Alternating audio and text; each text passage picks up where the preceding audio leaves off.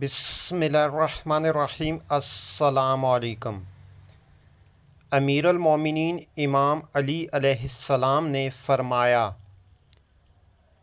जो शख्स अपने दिल, हाथ और ज़बान से बुराई की रोकथाम ना करे, वो ज़िंदा लोगों में चलती फिरती लाश है।